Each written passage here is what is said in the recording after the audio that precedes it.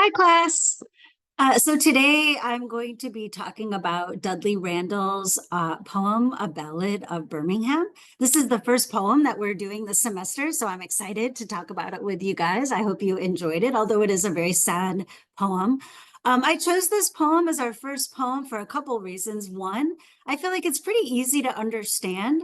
I also like that it illustrates the classic plot structure, right? We have exposition, the complication, the climax, the denouement, right? This poem, I think, also gives us an example of foreshadowing, right? And also, we see some instances of irony. So, those are all things that we can look at in this poem. So, I'm going to go ahead and start by sharing my screen and just saying a little bit about the author, Dudley Randall.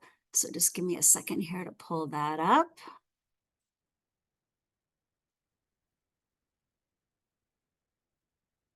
Okay, so there he is, Dudley Randall. So you can see, right, he lived from 1914 to 2000. He was a poet and a publisher, right? One of the most important things he did during his life was he was the founder of a very pioneering publishing company called Broadside Press, and he started that press in 1965. He was a very influential person in the Black poetry movement. He was also, you can see, a World War II veteran. So he was born in Detroit, Michigan. He was the son of a minister and a teacher. He was kind of a prodigy in that he published his first poem when he was only 13 years old. He did also go on to get a master's degree in library science. And here I just pulled up some of the newspaper headlines, right? And the reason I'm pulling these up is because, as you know, this poem is based on a real historical event, and that was in Birmingham, Alabama in 1963, right? In a church. 6 people were killed, including 4 children, right? And all of the victims were Black.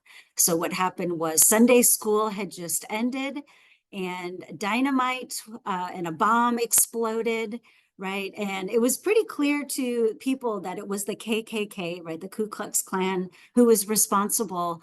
But it wasn't until 1977, so almost 10 years after the tragedy, that somebody was actually convicted of this horrible crime. And so it was actually 6 years after this tragic event that Dudley Randall sat down and wrote the poem. So let me go ahead and pull the poem up on my screen. And so we can see this poem, right? Stanzas, and stanza is a word that I'll use to describe the grouping of verse lines in a poem. So you can see, right, it's sort of like a paragraph. When we talk about prose, we use the word paragraph. When we talk about poetry, we use the word stanza, again, to refer to the grouping of verse lines in a poem. And so I'm going to go ahead and read the poem really quick, and then we'll kind of go back and I'll talk about the significance. So, Ballad of Birmingham, right, on the bombing of a church in Birmingham, Alabama, 1963. So we see stanzas 1 through 4 are dialogue between the mother and the child, and then it shifts into the third person. Okay, so mother dear, may I go downtown instead of out to play and march the streets of Birmingham in a freedom march today? No, baby, no, you may not go, for the dogs are fierce and wild, and guns, clubs and hoses, guns and jails aren't good for a little child. But mother, I won't be alone. Other children will go with me and march the streets of Birmingham to make our country free. No, baby, no, you may not go, for I fear those guns will fire. But you may go to church instead and sing in the children's choir. She has combed and brushed her night dark hair and bathed rose petals sweet, and drawn white gloves on her small brown hands and white shoes on her feet. The mother smiled to know her child was in the sacred place, but that smile was the last smile to come upon her face. For when she heard the explosion, her eyes grew wet and wild. She raced through the streets of Birmingham, calling for her child. She clawed through bits of glass and brick, then lifted out a shoe. Oh, here's the shoe my baby wore. But baby, where are you? Okay, so very sad poem. I think it's particularly sad because we know, right, that it was based on a real life event, and that kind of makes it hit even a little bit harder.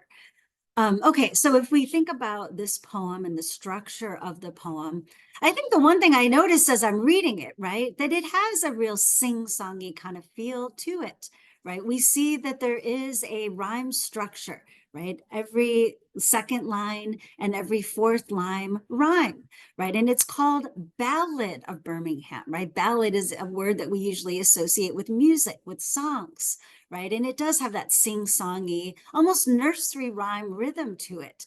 And I feel like Dudley Randall chose that structure, right? He wrote it in that way to sort of mirror the innocence of the child, right?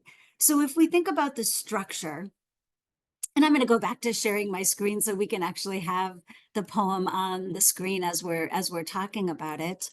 um, right? We see, right, that the exposition, right? How does the poem set the scene and introduce the characters? Well, we get some insight about what motivates these characters, right? So what's motivating the child?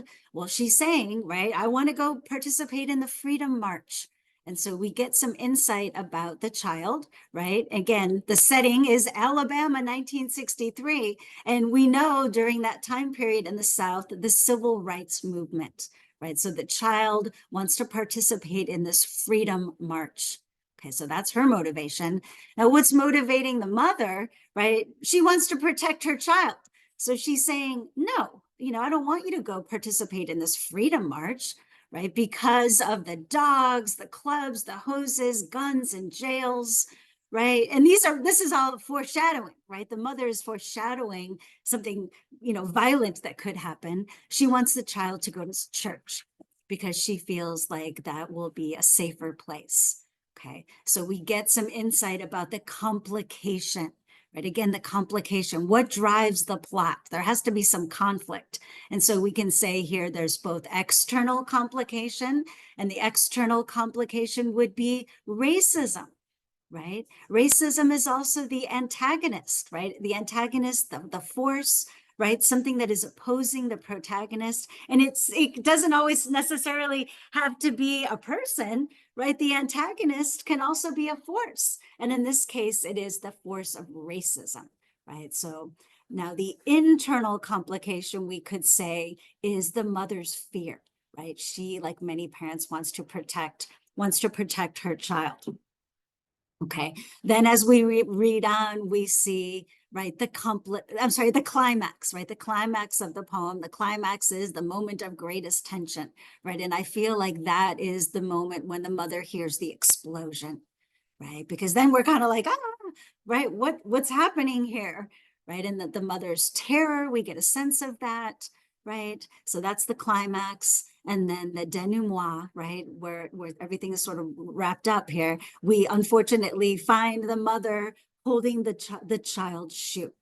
Okay, so we're kind of like assuming, right, the worst, that the child is probably dead. The child is missing. Most likely the child, unfortunately, like I said, is dead.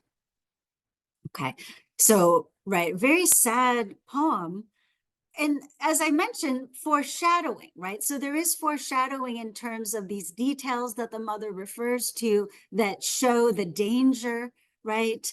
The danger that is present in Birmingham, Alabama at this time. And I also feel like a little bit of foreshadowing in this stanza right here, where the mother is preparing the child for church, right? She's combing her hair, she's putting white gloves, white shoes. And so she's preparing the child to go to church. But we could say also, in a sense, she's preparing the child for death, in the sense that often before a person is buried, right, especially if they're going to be buried in a casket, right, they are dressed in their best clothing. Their hair is done, right? And so in a sense, that's what the mother's doing for the child. And then also we can say this poem has some good examples of irony, right? Irony is a literary technique that a lot of writers use, right? Irony, what does it mean, right? There's different kinds of irony, right? But I think that one thing that all forms of irony have in common is that there's a contradiction between what we expect and what actually happens. Okay, so in this poem, clearly, right, there's irony in the sense that the mother sent the child to church with the assumption that church is a safe place, right? It's God's house, right? It's sacred. Nothing bad will happen to you in church, right? But the irony, as we see, is, well, actually, the child would have probably been safer if she'd been participating in the Freedom March. So that's irony, right? And then just irony of fate, right? Because the plot of this poem reveals a terrible distance between what happens to this child, right? And what she, deserves, right? This innocent child does not deserve to die, right? So that would be an example of, right, irony of fate. And then just to wrap up here with this poem, right? What is the theme? Right? What is the general idea or insight that Dudley Randall seems to be trying to convey to the reader? Well, I mean, I feel like when he wrote this poem, he was trying to say that, as recently as 1963, when this tragedy happened, there was no safe place from the destructive power of racism, right? And that even a mother's love cannot protect her daughter from racism, right? Nothing can.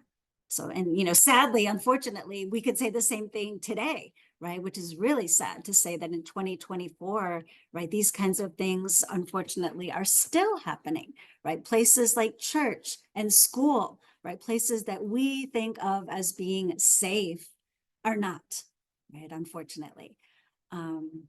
So sorry to be a bummer with this poem, but it's a great poem. Unfortunately, a lot of works of literature, they do bring up themes that are sad, right? And thought-provoking. And I think that's the beauty of literature.